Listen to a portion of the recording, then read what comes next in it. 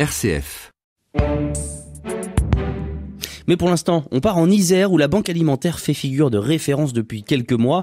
Après 3 ans de réflexion et d'organisation, le projet 3 étoiles solidaire est engagé depuis 6 mois. Alors qu'est-ce que c'est que ce projet ? Eh bien, il s'agit de récupérer de la viande proche de la date limite de consommation auprès des grandes surfaces et des commerçants pour, le jour même, la transformer en plat cuisiné, distribué ensuite par les associations, partenaires de la Banque Alimentaire auprès des plus démunis. Le chef cuisinier, les bénévoles, les élèves en école de cuisine sont installés dans un réfectoire d'un collège de l'agglomération grenobloise. Ça se passe à Cessin. Et tous les jours, c'est une course contre la montre qu'a suivi Clémentine Métainier de RCF Isère mercredi après-midi. Mireille, déglace un petit peu s'il te plaît, avec de l'eau simplement. Hein ? Tu fais attention, c'est très très chaud. Moi je m'appelle Christian Chedru et je suis le chef de cuisine de 3 étoiles solidaires, la cuisine qui est une structure banque alimentaire de l'Isère et qui produit environ 500 repas chaque jour sur base de produits viande et légumes qui précédemment étaient mis au rebut. Donc aujourd'hui c'est beaucoup, 137,8 kilos, c'est plus que la moyenne ? Ce qu'on peut dire aujourd'hui c'est que le médian est à 100 kilos. C'est quelque chose qu'on arrive facilement à avoir.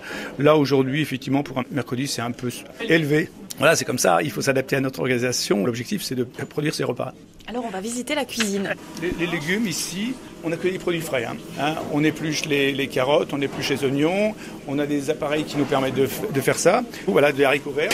C'est des haricots verts qu'on a reçus ce matin. C'est des haricots verts qui n'étaient pas frais, pour le coup. Voilà.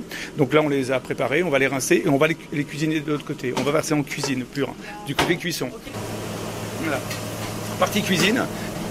Là, on est en train de faire des côtes de porc. Ici, on est en train de faire une sauce au foie gras. Parce qu'on a vu du foie gras qu'on a vu et on va faire des steaks au foie gras.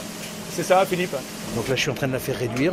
Et après, tout à l'heure, on va la mixer. J'ai préparé le mixeur pour la rendre onctueuse. On va peut-être la délier avec de la crème, des choses comme ça. Donc vous, ça fait combien de temps que vous êtes là ? Alors moi, ça fait depuis la fin novembre. Depuis fin novembre. Et j'ai pris ma retraite au mois de septembre.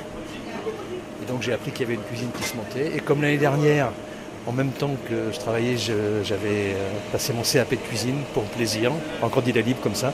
Donc je mets en application ce que j'ai fait en théorie pendant l'application de mon CAP. Voilà. L'expérience est acquise entre des bénévoles qui sont très volontaires, enthousiastes, et puis des jeunes des écoles. On a 3 écoles qui nous sont partenaires. L'école hôtelière de Grenoble, l'ENILV, l'École nationale des industries du lait et de la viande. Ce sont des jeunes qui ont 18-20 ans, qui cherchent leur voie et qui trouvent à travers ce travail, le métier de la restauration, de débouchés. Je m'appelle Elodie, je suis en 2e année en alternance.